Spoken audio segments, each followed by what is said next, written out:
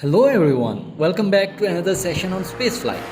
In last topic we discussed the spaceflight of 20th century. And in this video, we'll discuss what is next for NASA and SpaceX for upcoming 3 decades. We will also discuss some marvelous piece of engineering of spacecraft. And where will humanity stand in a few decades after discussing a few important milestones of spaceflight and exploration of 21st century. Before we continue, please subscribe to our channel and hit the bell icon to never miss any updates from us. By the second decade of 21st century, more than 50 countries had space agencies or other government bodies carrying out space activities. The biggest artificial body launched into the space by human beings is International Space Station that was launched on 20th November 1998. It is first multinational habitable satellite located in Earth's lower orbit. 15 nations manage and use the ISS. Collaborators of this space station are Russian agency FKA, American Space Agency NASA, European Space Agency ESA, JAXA Agency of Japan, and CSA of Canada.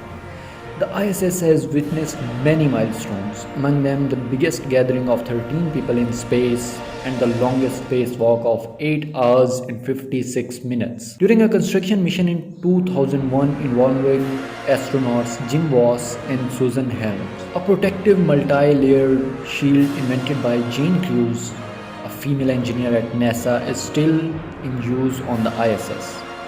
This shield is extremely lightweight, but it is stronger than aluminum. On Feb 17, 1996, a spacecraft named Near Shoemaker was launched by NASA and APL. It started orbiting around 433 Eros asteroid on 14th February 2001. The primary goal of mission was to study near-Earth asteroid 433 Eros from an orbit for approximately 1 year. Eros is an S-type asteroid and the second largest near-Earth asteroid. Initially, the orbit was circular with a radius of 200 kilometers, which was reduced gradually with time to 35 plus 35 kilometer retrograde orbit on December 13, 2000. The mission ended with a touchdown in the saddle region of Eros on February 12, 2001. Some scientists claim that the ultimate goal of the mission was to link Eros, an asteroidal body, to meteorites recovered on the Earth. However, the results of chemical composition and experimentation did not give any evidence of correlation between the two rocks. The era of space tourism started. Dennis Tito became the first space tourist on April 28, 2001. He was a millionaire businessman from California and became the first paying passenger to travel into outer space. He paid $20 million for that journey, opening up the commercialization possibilities of spaceflight. He took off from Kazakhstan for an 8-day trip aboard a Russian Soyuz spacecraft and flew to the International Space Station. NASA, ESA, and the Italian Space Agency launched Cassini mission on October 1997 for research on Saturn. It took about whole 7 years for the spacecraft to reach Saturn. As the spacecraft left Earth's atmosphere, it started taking pictures of Saturn, and Cassini had a data bank of more than 450,000 images of the planet, its famous rings, and its moons before reaching the planet. The lifespan of the Cassini was about 13 years, and before entering into the Saturn's atmosphere on September 15, 2017, a huge amount of data on Saturn had already been collected.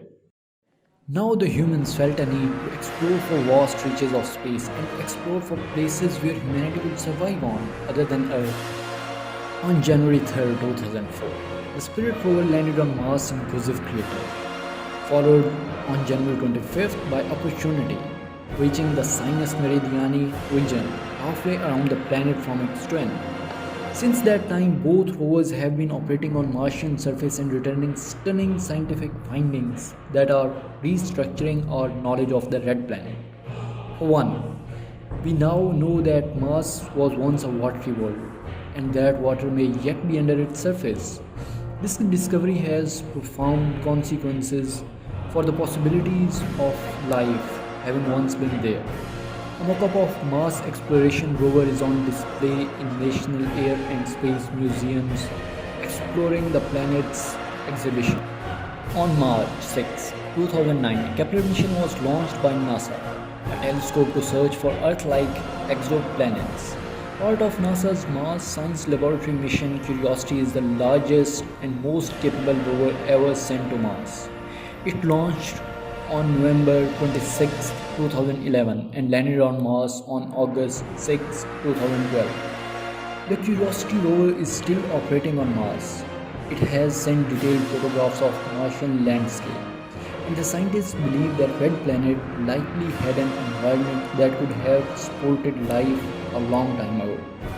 According to NASA, the mission has 4 goals: determine whether life ever existed on Mars, analyze the Martian climate, study the geology of planet, and prepare for human exploration.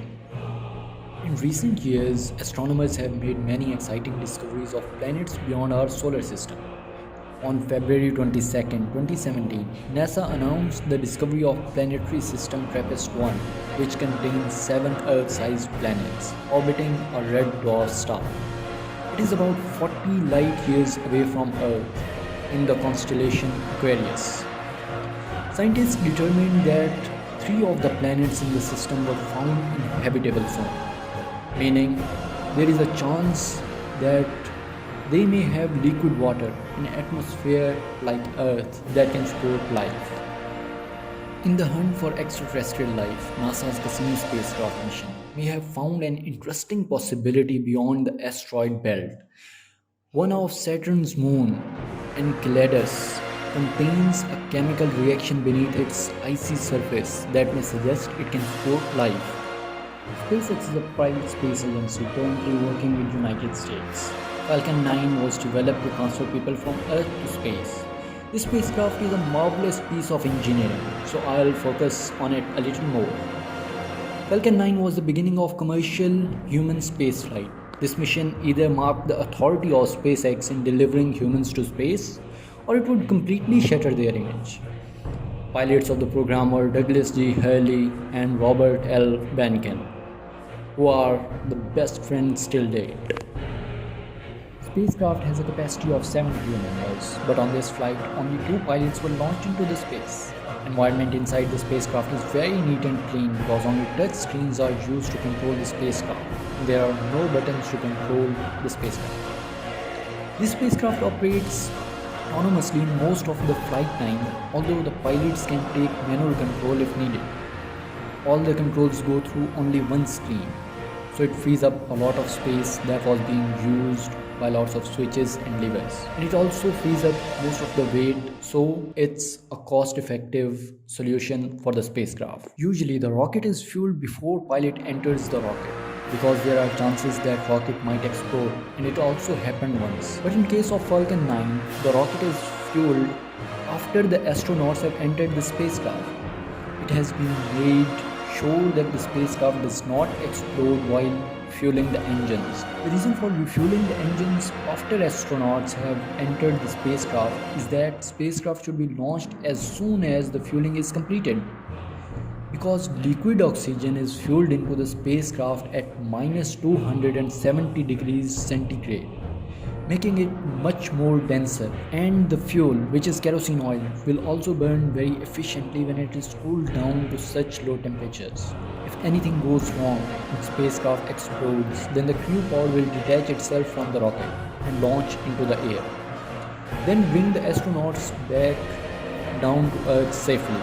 When the spacecraft is being fueled, the water molecules can be seen getting condensed around the body of the spacecraft. After the spacecraft is launched into the space, the first stage is brought back to land on a robotic platform in the sea. It makes the space flight very economical because this rocket part is reusable, hence cutting down the cost to minimum. After completing the mission, the crew pod can also be brought down to Earth in a controlled manner. To make all this possible, the program was divided into multiple phases, and the testing of first phase started in 2015 that included the safe ejection of pilots. And this system is also named as Integrated Launch Escape System. The escape pod needs 4 engines, but it has got 8 engines for redundancy to make sure that the pilots are safe. Similarly, the Falcon 9 rocket needs 7 engines for its complete flight, but it has got 9 engines as redundancy.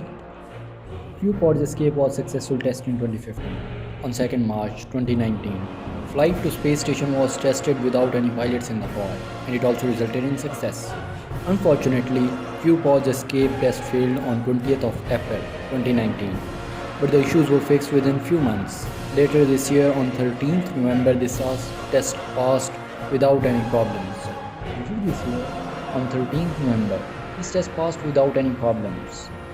On 19th January 2020, third testing stage started, and systems were tested mid-air when the whole spacecraft was exploded to see whether the Q-Pod could safely eject itself or not, and the test was successful.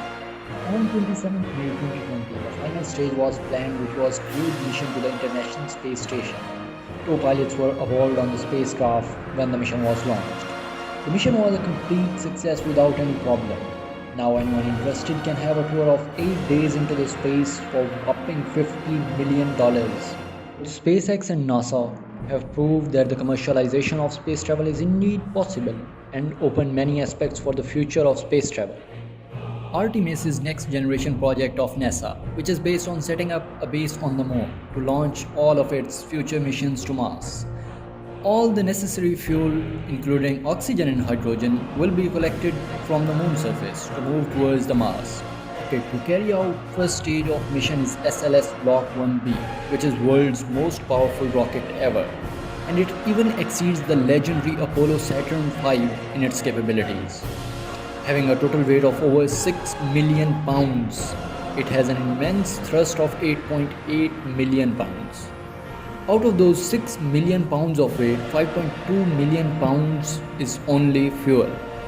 2 orbital flight tests have been launched for CST Starliner since 20th December 2019. Boeing's Crew Space Transportation CST-100 Starliner spacecraft is being developed in collaboration with NASA's Commercial Crew program. The Starliner was designed to accommodate 7 passengers, or a mix of crew and cargo, for missions to low Earth orbit. For NASA service missions to the International Space Station, it will carry up to 4 NASA-sponsored crew members and time-critical scientific research in space. The Streamliner has innovative, well-less structure and is reusable up to 10 times with a 6-month turnaround time. It also features wireless internet and tablet technology for crew interfaces. The International Space Station, in its 20th year of hosting astronauts in orbit, is more than just a destination for next-generation spacecraft. Astronauts use the space station for exploration technology, advanced life support systems, and human and robotic interfaces. It's a unique microgravity test bed and national laboratory where humans work to benefit life on Earth and prepare for destinations farther into our solar system. NASA's latest mission to Mars is Mars 2020 rover, a mission that will receive a new name before launch. Will be the latest rover to head to Red Planet, but it's not going alone. To aid in its exploration, it's carrying a first helicopter that will fly on another planet. Yes, you heard it right. A helicopter that will fly on another planet. Further out in solar system, OSIRIS-REx will snuggle up to the asteroid Bennu to grab a sample from its surface. OSIRIS-REx will return the sample to Earth in 2023. As SpaceX is intending to build a city on Mars with collaboration of NASA, so NASA is going to try to generate oxygen on Red Planet. They are going to conduct an experiment to generate oxygen on that planet. NASA is also building its first all-electric plane, X-57 Maxwell. It is also working on quiet, supersonic commercial aircraft. That's all for today, guys. Thank you very much. Please don't forget to subscribe to our channel. Thumbs up if you liked it. Let us know your thoughts in the comments below.